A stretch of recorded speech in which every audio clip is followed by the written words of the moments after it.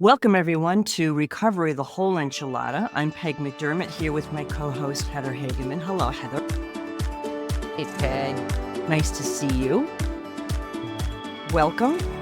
We are a podcast dedicated to exploring layers of healing and transformation within our recovery community, amongst each other, amongst Heather and I, because we experience a lot of healing between us just doing these podcasts. So it's been a blessing for sure. Today, we want to talk about processing guilt and shame and the difference between guilt and shame, how we process those emotions, moving forward from past actions that may have triggered guilt or shame, and then some self-forgiveness tools. First of all, I'd love to hear from you, Heather, what your experience was, like what it was like, and how it's changed for you with regard to guilt and shame. And maybe you could tell us a little bit about the difference between the two and then how it's affected you in your recovery. Hey, so it's so funny. I really love acronyms and so here's the acronym for shame. Should have already mastered everything. Isn't that a good one? It's great. Yeah. And so that could be me later on in life, especially the more years that I have of sobriety. And then I fall back to behavior that is before sobriety. I would go and I would actually feel ashamed that I should be better by now. Have you ever gone through that, Peg? Oh, yeah. Oh, yes. The should-haves, the should-bes that we're shooting on ourselves. The Yes. shitting on ourselves is a big one. So shame is, I think, needs to be the work around shame. And I'm just going to stay with shame for this moment. Really needs to be done slowly and carefully because it's like trauma. I'm just going to stay with the shame lane right now because I want to get this out. It's so important that we understand as human beings that shame is been used culturally as healthy shame to cultivate the correct behavior in especially as young children growing up. You know, what? Don't hit your brother. Why did you hit your brother? Like, and there's this, oh, this behavior that the child has is being, there's a healthy shame being used around it. I honestly don't think there's any, I don't know. I will debate whether shame should even be involved in the development of children, however, but it is part of just part of cultures everywhere. The healthy shame is to help you to have better behavior next time. Okay. But what can happen in what becomes toxic shame is the behavior isn't what the child or the person picks up as being to be ashamed of. It's more about there's something wrong with me. I need to be ashamed for being me. That just being like it's like toxic shame is like, I am shame and I am a bad, horrible person and I hate myself. And that is kind of like how shame sort of just digs its roots into us. And so that's one aspect. Anything you want to add to that with shame, just to talking about sort of what healthy shame, toxic shame? You've heard of those? I've never been able to put healthy and shame together for me in my Yes. head.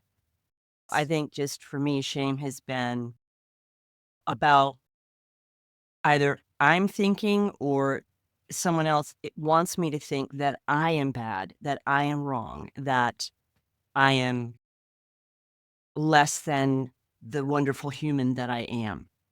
And there's a feeling that I would get, and sometimes still do, it's not as frequent, of where shame sits in my body. And for me, it's sort of like in a gut place where I just feel that sort of, I want to say lump in my gut, but it's more like my gut just feels like it tenses up and I feel like I'm going into fight or flight. And it was a way in my growing up, it was a way to manipulate me and manipulate my behavior, make sure I fall in line, and it worked. I mean, when you're a little person, you don't know. You don't even know the word shame. You just know how it makes you feel. And you're like, I don't really want to feel like this, and I don't want my caregiver to think less of me. So I will do what I have to do to make sure they're happy. And then as I grew and I got into recovery, because the disease of alcoholism for me really used shame as a way to get to me. And it was like probably one of the primary triggers I'd use to drink heavily was shaming and feeling shameful.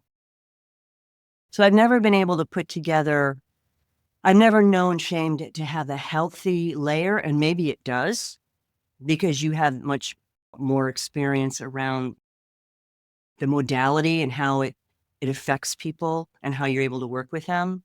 For me, I had to really discern, I had to, first of all, separate myself from my behaviors. And so the behaviors were dysfunctional, but I would think because I was behaving badly, I was bad. And I had to learn to separate those. Like, I displayed unhealthy behaviors, but I'm not a bad person. And the recovery really helped me to sort of separate those two things. And then it also helped me to see how I let shame really affect how I thought of myself and how I might even use shame to manipulate others, because that's what I was taught. And then I learned the differences between guilt and shame, where guilt was really more about behaviors and shame was more about me. And then I had to say to myself, if I felt guilty, why am I feeling guilty? Did I do something to promote this guilt? Did my behavior cause this guilt to come on? And sometimes I would just feel guilty just because I was drawing air. I was here and I was just Right. wrong. And that is there's a fine line between that and shame. So these two subjects are very powerful in how they were used to manipulate me, us. I can only speak from my experience around them, how it affected my drinking and how it affected how I thought of myself and how I had to unlearn a lot of things. It's a program of subtraction. And so I had to really start unlayering these unhealthy images and thoughts of myself. That makes sense. Just to kind of go back a little bit over what healthy shame and the way to say it in another way to like think about this is it's a brief targeted feeling of discomfort when you recognize you've done something wrong and you probably want to say sorry for it. Whereas the toxic shame, like you were saying, Peg, is very ingrained. It's pervasive. There's this feeling of worthlessness, and it stems from this inherent belief that you're bad. So rather than like healthy shame, you say, I made a mistake, while toxic shame is, I am a mistake. Yeah. And so that's been the journey, is to understand and to give myself a break and begin to, like, first of all, let's just start with the fact is I am not a mistake, and I am a worthwhile human being. But when I've had parents that ruled using shame tactics, shame on you, Heather. My God. Or you should be You ashamed of yourself. you That was a should be classic. ashamed of yourself. Now, if I had everything in place and I had a very grounded, secure attachment with these people that loved me, I could handle that. They probably wouldn't even be saying that because they have the consciousness to not say things like that. But because they didn't, I couldn't differentiate. So I carried that way on into my adult years. I'm bad. I'm broken. I'm damaged. I'm the mistake. And so it was just a So just add alcohol now to that thinking, and I'm a mess. I'm making lots of mistakes, and I'm perpetuating the shame to the bone at this point, Wow. you know? So once I started to when I got into recovery and let go of the drinking and started to work with this, what was left over, my journey had to be really about moving away from this idea that I am a mistake, that I am not a mistake. I've made mistakes, that I am not this horrible person, that I am really a good person. And I Yeah. remember saying to people, really a good person. I don't know why I got so drunk and blacked out and hit this poor woman at a stoplight. I'm a good person. Mm. But the world said, shame on you. You're drunk. You're a horrible person. Who does that? And so with each situation in drinking, it just perpetuates it. This You're so full of shame. You're so toxic that it's so hard to break free of that. So when you come to your first meeting and someone says to you, you're welcome here. I love you. I am here for you. And I'm going to love you until you love yourself. When you come to a group of people that speak to you like that in itself was shocking to me. And I think I probably went into a guilt spiral. And I haven't even talked about guilt, but it's like this is these are the things that, and I'll tell you, my first mentor said to me, screw guilt and shame. Like that they cannot be part of your vocabulary. And that my journey is to remake myself. And the only one that's going to be able to do that is going to be me. And just before we met, we were talking about this, like some of the tools just in the beginning were just show up, get connected with people, pick up the phone, get professional care, start to layer it into how you start your day. There's this beautiful ritual that we're taught. Pick up pick up a little reader, read a daily read. There's great reads out there for all kinds of things. Start your day with that. Change the frequency of thoughts, Mm. because I would only wake up feeling shame about me being alive. I shouldn't be here. What a burden I must have been for my mom and dad, or particularly my mother. I just always felt like I was a burden. And that she always used it then, and she went on to use guilt. And that guilt is just another way of keeping shame alive, right? Because it's so connected. In the guilt is where we just live in that perpetual state of like, I am always doing something wrong. I Yes. will never be good enough. I am just so guilty of failing this life. And so that guilt really had to go, really had to go. And so, yeah, but again, when we look at this, we have to also understand that these beliefs are so deep and ingrained, and what it's going to take is just that safe connection. It comes back a lot to feeling safe, being around safe people, being safely connected to people that are also doing this kind of work, or the professional that's helping you with this. Like, this is one of the most important things that we are seen and heard and valued. And I've shared this in multiple podcasts, but this is like vital, that not only are we having that with each other, but that I'm doing it with myself. Right. I'm valuing myself. I make stupid mistakes to this day. I mean, wow, go figure. And I could start off with that, like, wow, I should be better. And you know what? I kind of get that little prick, and then I go, you're not going to pierce yourself with that. You are a miracle to be sitting here today. Peg, we are miracles Mm-hmm. that we sit here today, when by all rights we shouldn't be here because of our mental illness. It wanted us dead, but it would settle for us being screwed up. Right. And we could be here screwed up talking, but we're not. But yeah, this is not something that's going to easily go away. But I think a lot of the journey is to catch it Mm. and to listen to the voice in your head that starts to berate you. Why can't you put your keys in the pocket of your purse? Why can't you hang your coat up? Why did you just trip on your shoes? You put them at the front door. I could have this mean, like, and then, instead it's like, okay, come on, you got to do better, girl. Just do better. Right. It's not my essence of me hasn't changed. I am absolutely okay. It's just my behavior is really, really ridiculous at times. It's the difference. We just got to not take ourselves so seriously and not be so hard on ourselves. You're right. That being hard on ourselves is a big, huge characteristic of recovering alcoholics and addicts. That ism is very powerful disease. And I think that there is healthy guilt. And I say that because it's a way, it's information that I've needed to determine, oh, that behavior wasn't what I'd like to see myself doing or saying or being.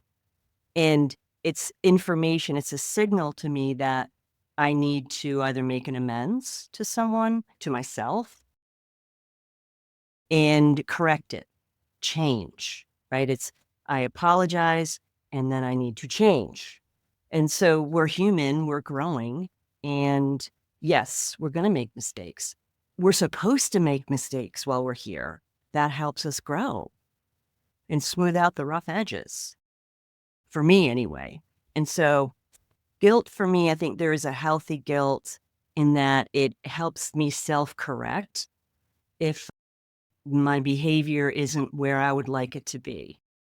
But shame for me has just been a weapon. It's been weaponized since I was little. And I have learned not to allow it into my space anymore. And so that's why I try not to watch the news. I try not to be around other sort of dysfunctional people because that part of that dysfunction is shaming. And I have to be aware, like you said earlier, being self-aware. What am I saying to myself? How am I feeling where is it in my body that I'm feeling this? And really talking to myself and saying, no, you're not wrong. You are not bad. This is something you'd like to change, not repeat, and to make amends if you need to, but you aren't bad. And I have to keep playing that new tape over and over again to override the old tapes, because those old tapes can come up. And if I'm not self-aware, then I kind of go unconscious and then my behaviors follow. And I don't want to be in a state anymore where I am not self-aware or present-minded. And I needed the self-talk for me and outside help and talking to other healthy people like you to say, hey, I'm feeling like this, or this and that happened, and checking in with another person that I trust to say, I'm feeling guilty about this situation and I need to talk about it. Or I got a pang of shame around this situation and I need to talk about it and get feedback from people that are healthy and understand. I'm not going to go to someone who I say this to and their eyes glaze over. I need to talk to people that understand this journey and how we feel and how we think about ourselves. So for me, processing that is talking about it, being aware of it, talking to safe people about it, talking to myself in a healthier way. And that eventually doesn't become as much of a habit. It doesn't become my default. My default gets healthier. I just like the progress when we sit here and we talk, and then I get these realizations that I'm not the same person I used to be. But it didn't happen like a switch, light switch. It just has taken its time. I mean, it's not a quick process, like I said earlier, but if you just keep doing the right things and trying to do right action, and I'm always trying to be very aware of my words. Wow.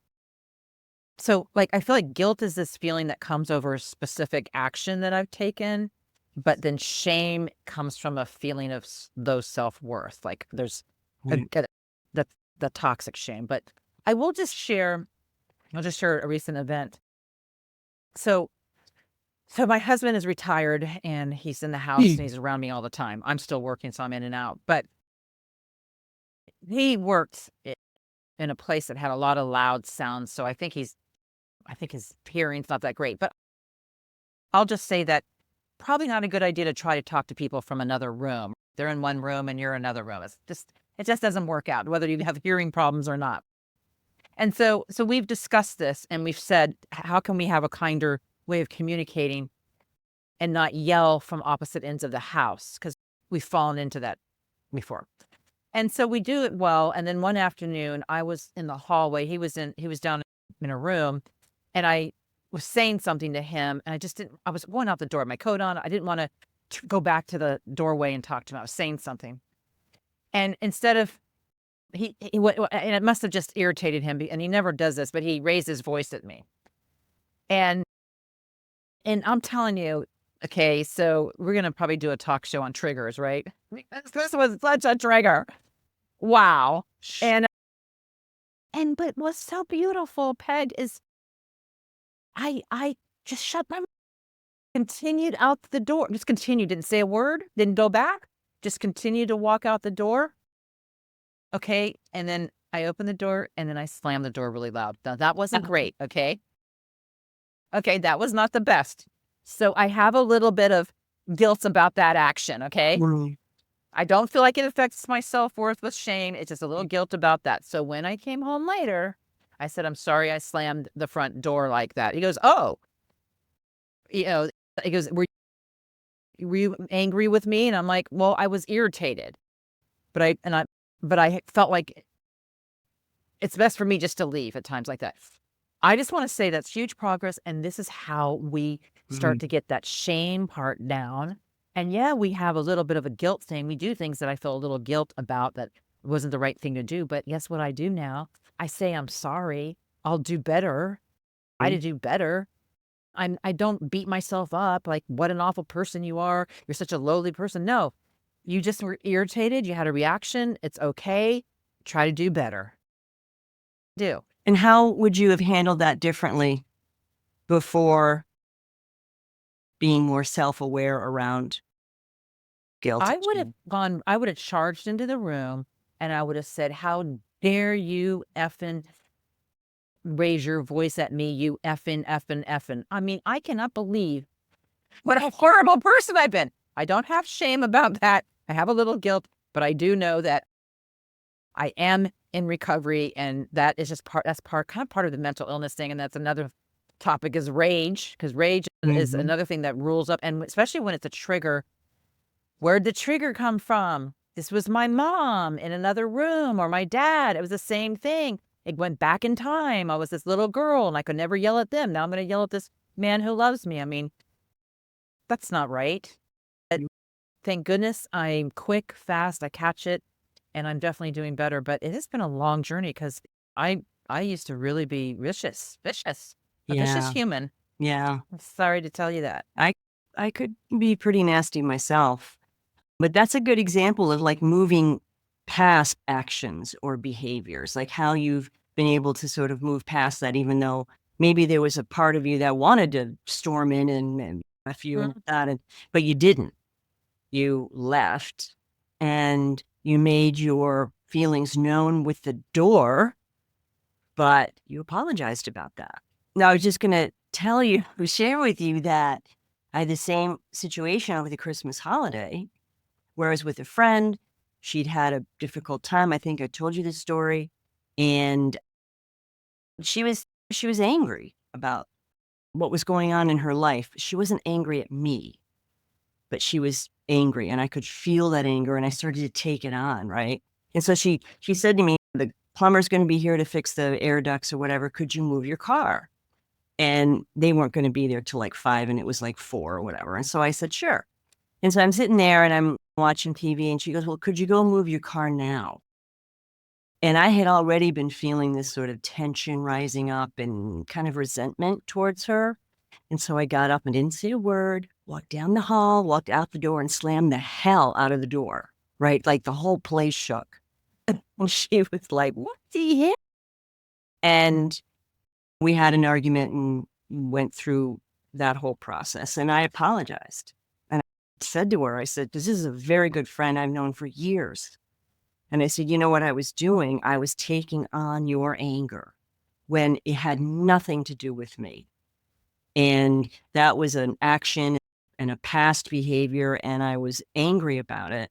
And I took it out on your door, and I apologized. And so everything was, we kissed and made up, and she's one of my dearest friends. And I really thought to myself, wow, I would have been like throwing my clothes in the car and saying, see ya, and left, blown up our Christmas, our holiday. And I thought to myself, I think after a while, the program takes a hold of us in those situations. And that's what happened. It was like, no, I don't want to do this. This is someone I love and care for. She's having a hard time right now. And the last thing she needs is to have a supportive friend leave her. And I'm really glad that I didn't do that. It made us closer. But it's like, it just shows that what it was like and how we've changed. Those situations give us information about ourselves. It's like, oh, I did that differently this time. It feels good. It feels better.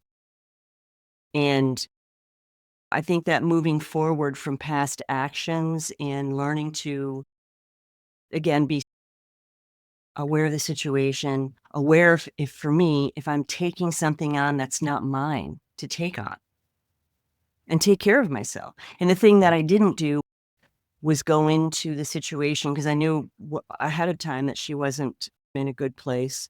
What I didn't do, and I'll do better next time, is sort of emotionally armor myself up, like be prepared that this is, because I know her really well. I know this was how she is when she gets, and what can I do to take care of myself so that I don't take it on?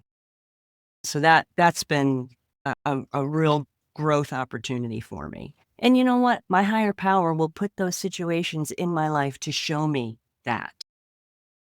People, places, or things, and show me where I'm still hurting, where I've grown, where I've got a lot of anger that I haven't processed, where I've got a lot of sadness or grief that I haven't processed. That's the beauty of this, is that I can see that. Sometimes it's after the fact, but I at least see it. And I'm like, oh, thank you. Because I did see some progress in my own behavior. I'm really astounded that things like this, where I used to meet the fire with the fire, I'm not doing that anymore at all. I mean, this is consistent now. I slammed the door, but I didn't use my words. I didn't flip out, and I'm not doing that anymore. I go mute now, and it's just an opposite reaction. Instead of going out, I go in. And I will say that I believe that a lot of the journey in recovery is we're recovering this wholeness, this sense of wholeness, but also this, I want to just say, the elegance and grace, conducting ourselves as women of wisdom, and we're walking the walk. And I want to uphold that in me now. And I also want to know that if I am going to go down into the dirt, because I feel like that's what it is, I'm going down to the dirt to fight like that, it burns me the most. I mean, of course, it hurts the person in front of me, but in the in state, I'm the one walking around triggered by shame again. Like, what is wrong with you? You should be better. Why do you still act like this? Guilt. Oh my God, I've hurt another person. My action hurt them. Why do I keep doing that? And so I don't want to live in those frequencies anymore. I really don't. And I love when I get them now, just like you were saying, just to flip it back around, that these are happening for me, these situations, to see the unhealed parts that I can work on, and not happening to me. And that shift, and I've said this over and over again, is really pivotal when you start to realize that we have more agency in our lives than we believed. I always felt that I was out of control and I couldn't control anything. And I don't know if the word is control, but the thing is, I do have more that I can do by showing up and really understanding these very juicy emotions, because they are probably one of the most hardest emotions to have to deal with. And I probably drank over them my whole Mhm. when I was drinking. Yep. I was guilty over something I did. I drank. I was ashamed of myself for something, and I drank. And then the cycle continued until you get off the cycle. So any of you listening that are in the cycle, just start to think about ways that you can take care of yourself. The way you can start your day by doing a good reading, by starting to think about like what are the ways that you can take care of your body, your breath, and your mind today, and just really start to find that ultimately. And we said this before we came on. I think the ultimate remedy is self-compassion. Just continue to have that self-loving compassion for yourself, even when you make mistakes, even when you go back into it, just come back out and just really appreciate the fact that, number one, I didn't drink. Mm. I didn't use drugs, but Nope. I did use negativity, and I did use shame, and you did use guilt to make myself feel worse. And I don't need to do that anymore. Addiction did that for me. Now I'm not in that frequency of addiction, so I don't need to take over the job of the addiction. Excellent point. It is. And, that just being self-aware and in those moments where we really do need to, we're at a point where we're feeling those feelings. How can we step away and be more self-aware? Because sometimes for me, I'll get triggered by something and that reptilian part of my brain takes over and I'll get angry or I'll get scared, or usually anger covers up fear for me. And how does one pause? How does one step back and say, like, count to 10? Is that something that's realistic when you're in that state of mind? So for me, I have needed to learn how to stop and breathe and look where my feet are. So I know I'm in the present moment and really get into my body and how I'm feeling, if I'm feeling tense or angry, and really be aware of that and not weaponize it.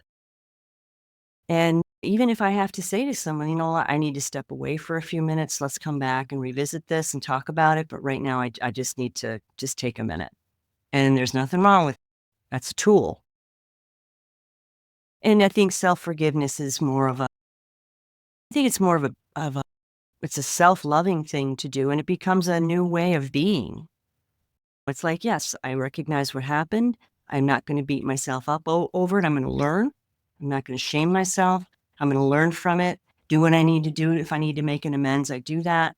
And what do I need to do to make sure I don't do it the same way again? Go through All we that. can do. It's all we can do. And everything is, we've learned this over the years. We can do it differently. Those isms are there. They can be much more prevalent in times when we haven't been doing the things that we know keep us sober. And it's not necessarily picking up a drink. We don't want to do that no matter what. But it is the ism. And it's like, okay, this is what this looks like in me. And this is what I can do to change and ask for help. Yes, and I'm really grateful that in this